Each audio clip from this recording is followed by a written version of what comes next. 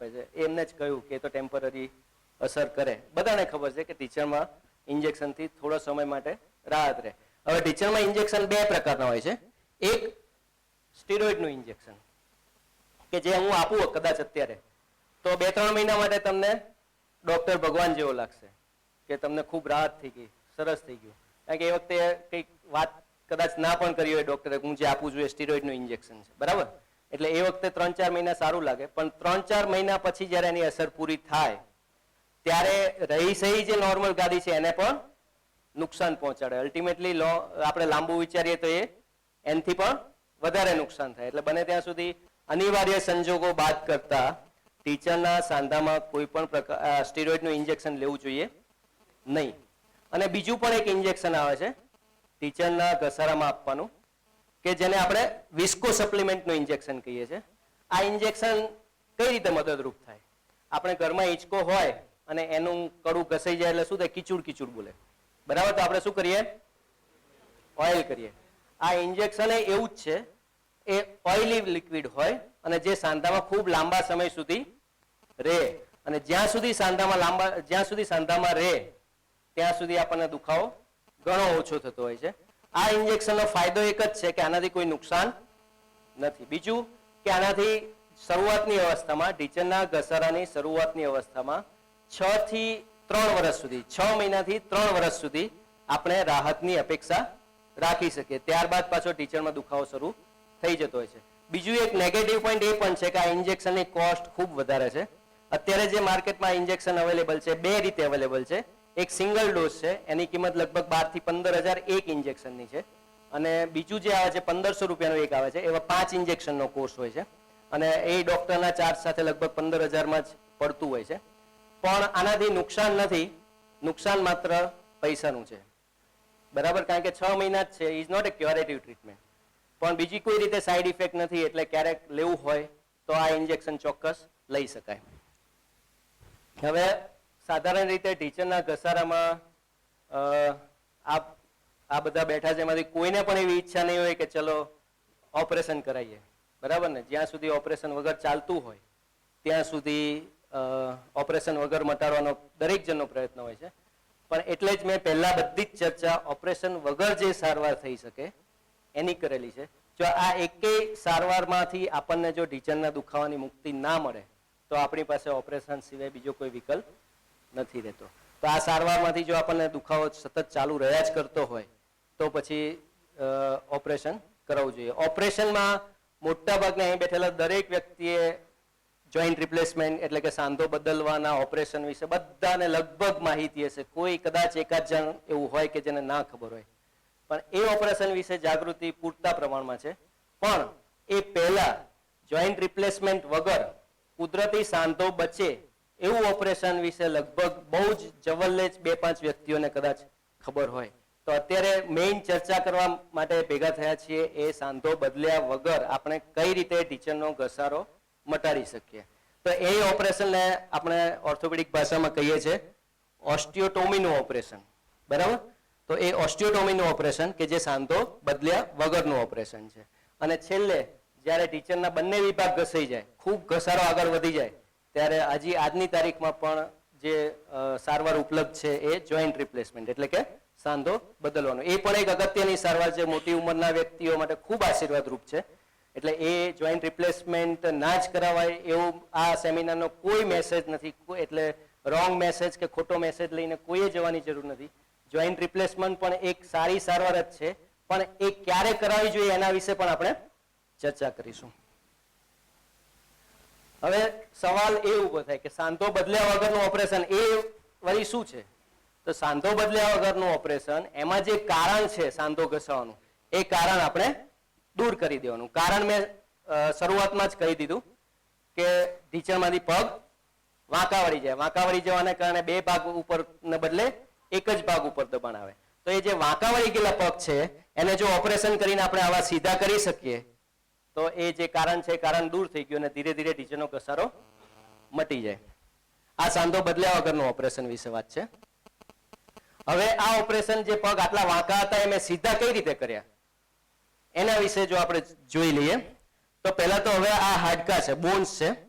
હવે આ જે બોન્સ છે એમાં આપણે જો લાઈન દોરીએ તો આવી રીતે સહેજ વાંકો વળી ગયેલો છે. બહારથી તો આપણને દેખાય પણ નહીં કે પગ વાંકો છે, પણ આવી રીતે આખો એક્સરે લઈએ તો એક્સરેમાં આપણે જોઈ શકીએ કે આ બધો લોડ આ ભાગ ઉપર જ આવે છે. આ ભાગ ઉપર બિલકુલ લોડ આવતો નથી. ખરેખર આ લાઈન દોરીએ તો આવી રીતે વચ્ચેથી પસાર થવી જોઈએ, બરાબર. આવી રીતે વચ્ચેથી જો લાઈન પસાર થતી હોય તો બંને ભાગ ઉપર સરખું દબાણ આવે અને ટીચરનો ઘસારો થાય નહીં. તો પહેલા તો અમે એવું જોતા હોઈએ છીએ કે આ પગ કેટલો વાંકો છે. તો આ આટલા ડિગ્રી પગ વાંકો થયો. આ મારી મેઝરમેન્ટ કરવાની ટેકનિક હોય કે આટલો પગ વાંકો છે. પછી અમે આ ઓપરેશનમાં શું કરીએ છીએ કે અહીંથી બોન કટ કરીએ. આ જે લીટી દોરેલી દેખાય છે ત્યાંથી બોન કાપી નાખીએ. કેટલું કાપી નાખીએ કે જેટલો આ પગ વાંકો છે એટલા એંગલનો બોન અહીંથી કાઢી લેવાનું. તો આવી રીતે આટલા એંગલનું બોન કે જે પહેલાથી આપણે માપેલું છે એટલા એંગલનું બોન અહીંથી નીકળી જશે બહાર. આ પીસ બહાર નીકળી ગયો અને આ જે જગ્યા પડી એ જગ્યા બંધ કરી દો એટલે આ રીતે અલાઇનમેન્ટ પાછું આવી ગયું. તો આમાં મેં શું કર્યું, હાડકું કાપ્યું, બોન કાપ્યું, એટલે એને શું કહીએ આપણે, ફ્રેક્ચર કહીએ, બરાબર. Artificial fracture. આપણે સાધારણ રીતે ફ્રેક્ચર તો એક્સિડન્ટ થવાથી થાય, પણ આમાં આપણે હાથેરીનું ઊભું કરીએ છીએ. તો આ ઓપરેશન પછી ધ્યાન શું રાખવું પડે કે જ્યાં સુધી આ ફ્રેક્ચર ના જોડાય ત્યાં સુધી પગને સાચવવો પડે, બરાબર. આ થયું ઓસ્ટિયોટોમીનું ઓપરેશન. અને હવે એના પછી જે બીજા ઓપરેશનની વાત કરી એમાં શું, જોઈન્ટ રિપ્લેસમેન્ટ. હવે એમાં શું કરે, જોઈન્ટ રિપ્લેસમેન્ટમાં જે આ ઈશ્વર આપેલો સાંધો છે એ સાંધો ઓપરેશન વખતે આખો કાઢી નાખે. પછી એ જાય ડસ્ટબિનમાં. એ સાંધો ફરી ક્યારે પાછો આવે નહીં. અને એની જગ્યાએ શું કરે, આ સ્ટીલનો સાંધો સિમેન્ટથી ફિક્સ કરે. અને આ સિમેન્ટ લગભગ 15 થી 20 મિનિટમાં મજબૂત રીતે સુકાઈ જાય. આ મજબૂત રીતે સુકાઈ જવાને કારણે ઓપરેશન પછીના બીજા કે ત્રીજા દિવસે જ પગ ઉપર પૂરું વજન મૂકીને ચાલી શકાય, દુખાવા મોટે ભાગે દુખાવા વગર. આ એનો સૌથી મોટો ફાયદો છે કે એ ઇન્સ્ટન્ટ રિઝલ્ટ આપે છે, તાત્કાલિક રિઝલ્ટ આપે છે, બરાબર. 15મા દિવસે કે 20મા દિવસે તો નોર્મલ બધી એક્ટિવિટી કરતા પણ થઈ જાય, બરાબર. આ એક સૌથી મોટું જમા પાસું છે. અને એ સિવાય આપણે ચર્ચા કરીશું કે આ સિવાય એનું બીજું કોઈ એટલું બધું જમા પાસું છે નહીં. હવે આપણી પાસે બે વિકલ્પ થયા. એક કે કુદરતી સાંધો બચાવતું ઓપરેશન, બીજું કે જોઈન્ટ રિપ્લેસમેન્ટ. હવે આ બેમાંથી પસંદગી કઈ રીતે કરવી, જ્યારે ચોઈસ આવે ત્યારે પસંદગી આવે, બરાબર. તો એક સ્ટોરી બધાએ સાંભળેલી હશે કદાચ, પણ એક સ્ટોરી આ વાત ઉપરથી મને યાદ આવે છે કે એમાં દેવદત્ત અને સિદ્ધાર્થ એ બે કઝિન બ્રધર હતા. અને જે દેવદત્ત છે એ શિકારનો શોખીન હતો અને એક વખત એને પક્ષીનો શિકાર કર્યો અને પક્ષી તરફડિયા મારતું એક બગીચામાં પડ્યું અને એ બગીચામાં સિદ્ધાર્થ ફરતો હતો અને સિદ્ધાર્થે એને ઉઠાઈ અને એની સારવાર કરી અને પક્ષીને જીવતું કર્યું. અને એ પક્ષી ખૂબ સુંદર હતું. અને જ્યારે દેવદત્તને ખબર પડી કે આ પક્ષી સિદ્ધાર્થે બચાવીને એની પાસે રાખેલું છે એટલે એ બે વચ્ચે ઝઘડો શરૂ થાય છે અને દાવેદારી નોંધાય છે. દેવદત્ત કહે છે આ પક્ષી મારું છે કારણ કે મેં એનો શિકાર કર્યો છે, અને સિદ્ધાર્થ કહે છે આ પક્ષી મારું છે કારણ કે મેં એને બચાવ્યું છે, અને મેં ના બચાવ્યું તો ક્યારનું માટી ભેગું થઈ ગયું હતું. અને સિદ્ધાર્થ એવો દેવદત્ત એવી આર્ગ્યુમેન્ટ કરે છે કે મેં શિકાર કર્યો ત્યારે તારા હાથમાં આવ્યું છે, નહીં તો તારી પાસે પણ ના હોય. આ ઝઘડો આગળ વધતો જાય છે, ઝઘડો રાજ દરબાર સુધી પહોંચે છે અને રાજ દરબારીઓ વત્તા રાજા પણ નિર્ણય નથી કરી શકતા કે ખરેખર આ પક્ષી કોનું છે, બરાબર. તો પછી એ વખતે એ જમાનામાં ઋષિમુનિઓની સલાહ લેવામાં આવતી હતી અને ઋષિમુનિ પાસે જાય છે અને ઋષિમુનિને આ બાબત રજૂ કરે છે કે હવે આ પક્ષી ઉપર અધિકાર સૌથી પહેલો કોનો. ઋષિમુનિ આખી વાત સાંભળી અને નિર્ણય આપે છે કે બચાવનાર મારનાર કરતા વધારે મહાન છે, એટલે આ પક્ષી ઉપર પહેલો અધિકાર સિદ્ધાર્થનો છે કે જે નહીં કે જેને શિકાર કર્યો એને. આ વાત એટલા માટે યાદ આવી કે જો આ બે ઓપરેશન માંથી બંનેમાં રિઝલ્ટ મળે એવું હોય તો ચોઈસ કોને જાય, જોઈન્ટ બચાવનારને. જોઈન્ટ રિપ્લેસમેન્ટમાં what we are doing, we are killing the joints. જે જીવતો સાંધો છે એને મારી નાખે, કાઢી નાખ્યા પછી ઓબ્વિયસલી એ મરી જ જવાનો છે.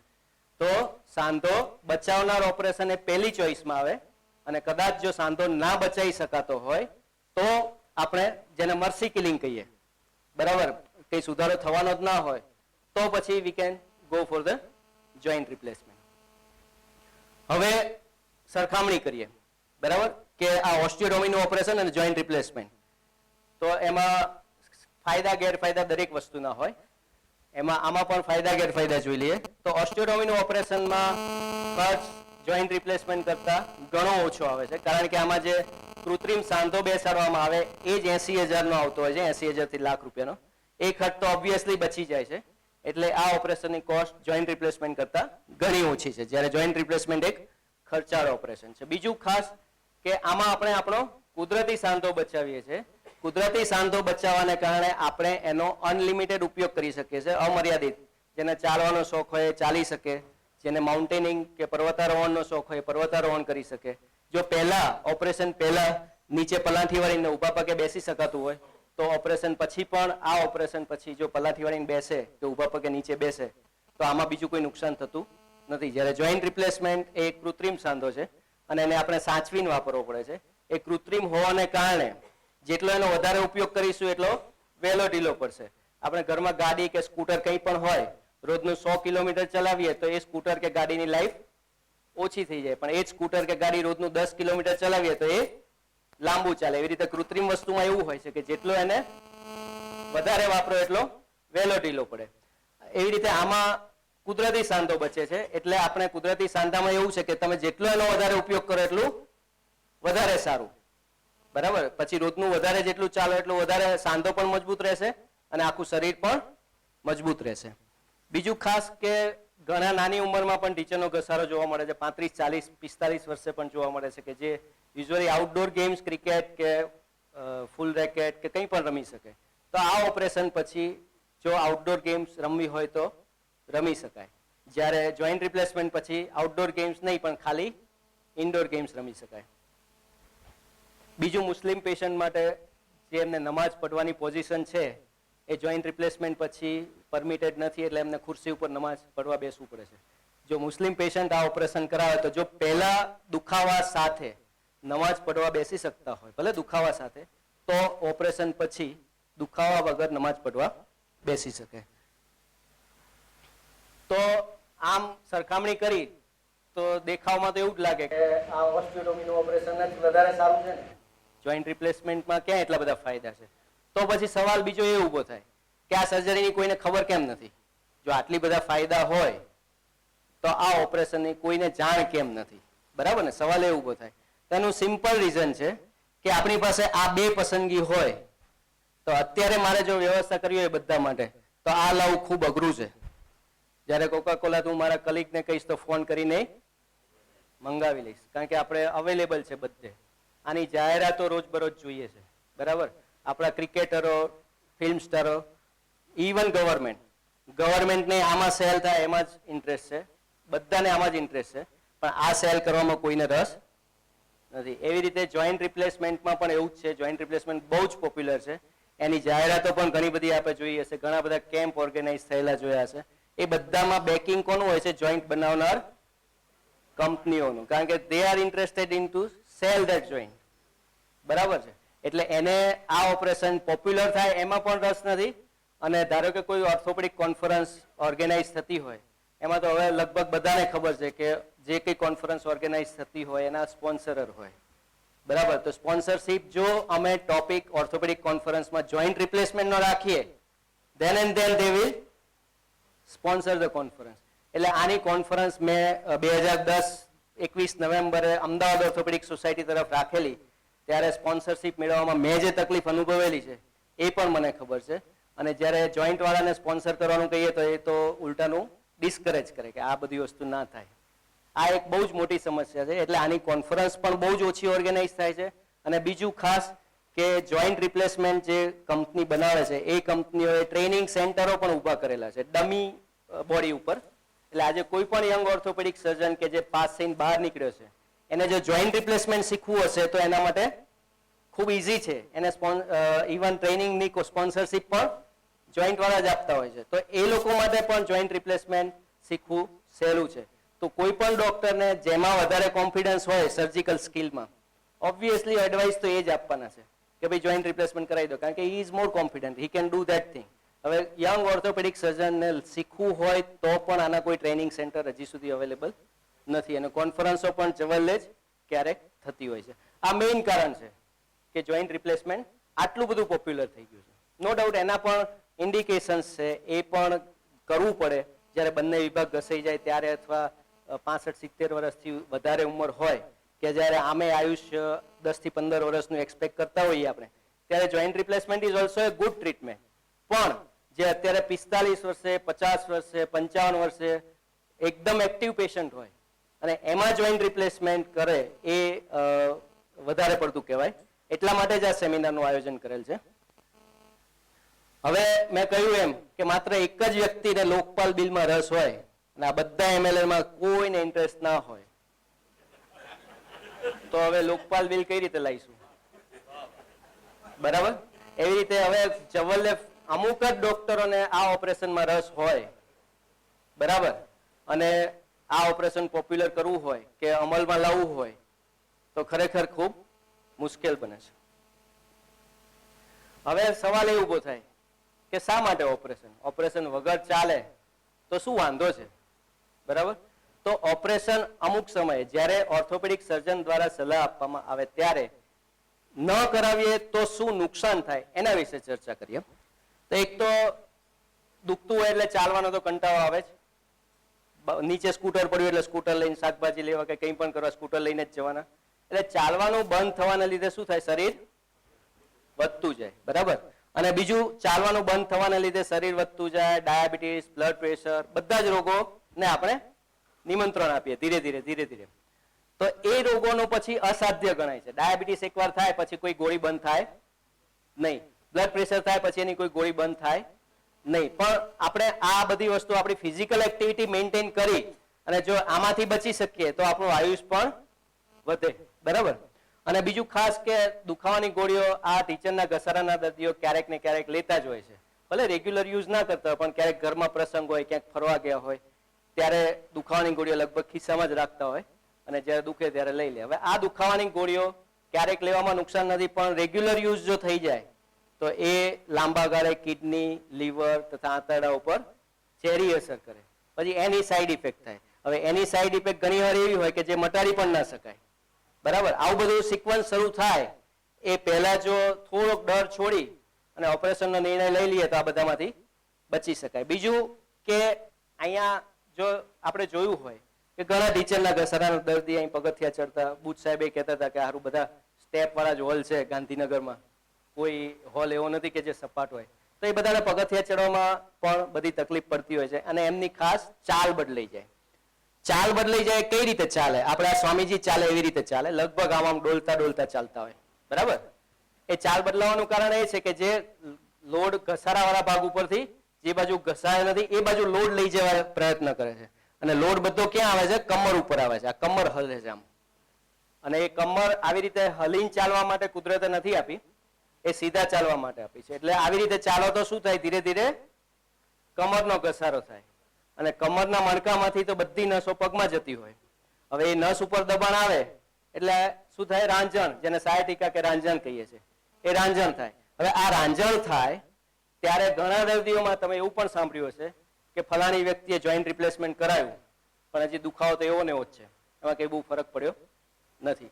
હવે જોઈન્ટ રિપ્લેસમેન્ટ કરીએ તો ટીચરનો જે સાંધો છે તો કાઢી નાખેલો છે, એટલે એમાંથી જે દુખાવો આવતો હોય તો જોઈન્ટ રિપ્લેસમેન્ટથી મટી જ જાય.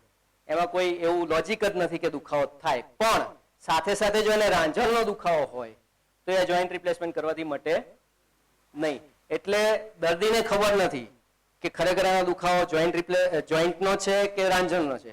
એટલે દર્દીની ફરિયાદ એની એ જ ચાલુ રહે છે. ખૂબ ઘસારો આગળ વધી જાય અને આવા બધા સિક્વન્સીસ ચાલુ થાય ત્યારે જો આપણે ઓપરેશનનો નિર્ણય લઈએ તો આપણે જે રિઝલ્ટ જોઈતું હોય પૂરતા પ્રમાણમાં એ રિઝલ્ટ મળે નહીં. હવે બીજો સવાલ એ ઉભો થાય કે આ ઓપરેશન ક્યારે કરાવવું જોઈએ? આપણે ગુજરાતીમાં કહેવત છે ને કે દર્દ અને દેવું ઉગતું ડાંબવું સારું. બરાબર. જ્યાર સુધી ટીચરનો ઘસારો માત્ર એક જ વિભાગમાં હોય અને એ ઘસારાવાળા રચકણો સામેની સાઈડ જઈ અને બીજી સાઈડની એ ગાદી ઘસી નાખે એ પહેલા આ ઓપરેશન કરાવી લેવું સારું, તો આપણો કુદરતી સાંધો બચી જાય. અને બીજું ખાસ કે ચાલતી વખતે સતત દુખાવો થતો હોય અને એના કારણે આપણું જે ચાલવાનું છે ચાલવાનું બંધ થઈ જાય અથવા ઓછું થઈ જાય, તો આપણે જો આપણું ચાલવાનું મેન્ટેન રાખવું હોય તો આ ઓપરેશન કરાવીને આપ ફરી પહેલા ચાલતા હતા એવું ફરી ચાલવાનું શરૂ કરી શકો. અને મેં કહ્યું એમ કે ટીચરનો ઘસારો માત્ર એક જ વિભાગમાં હોય ત્યારે જ આ ઓપરેશન મદદરૂપ થાય છે. જ્યારે ટીચરનો ઘસારો બંને વિભાગમાં ફેલાઈ ગયો હોય ત્યારે આ ઓપરેશન મદદરૂપ થતું નથી. હવે આ એક જોક્સ આપણે બધાએ સાંભળેલો છે કે એક દર્દી શિયાળાના દિવસોમાં શરદી ખાંસી એટલે કે જુખામ સાથે એમના ડોક્ટર મુલ્લા નસરુદ્દીન પાસે જાય છે અને કહે છે કે ડોક્ટર સાહેબ મને શરદી ખાંસી થઈ છે, આપ મારું બરાબર તપાસ કરી અને મને સારવાર કરી આપો. એટલે ડોક્ટર બરાબર તપાસે છે અને એને કહે છે કે એક કામ કરો, શિયાળાના દિવસો છે, આપને શરદી ખાંસી થઈ છે તો રાત્રે બારી બારણા ખુલ્લા રાખીને સૂઈ જાઓ અને રોજ સવાર સાંજ ઠંડા પાણીએ નાઓ. એટલે દર્દી ગભરાઈ જાય છે કે સાહેબ શું વાત કરો, તમે શરદી થઈ જાય તમે યાર કે ખુલ્લા રાખીને સુવાનું ઠંડા પાણી, આનાથી તો મને ન્યુમોનિયા થઈ જાય અને ન્યુમોનિયામાંથી ડબલ ન્યુમોનિયા થઈ જાય. ત્યારે જેવો ન્યુમોનિયાનો વર્ડ આવે છે ત્યારે ડોક્ટરના ચહેરા ઉપર ચમક આવે છે કે હા ન્યુમોનિયા થાય ત્યારે આવે છે, એનો અક્ષર ઇલાજ મારી પાસે છે. બરાબર.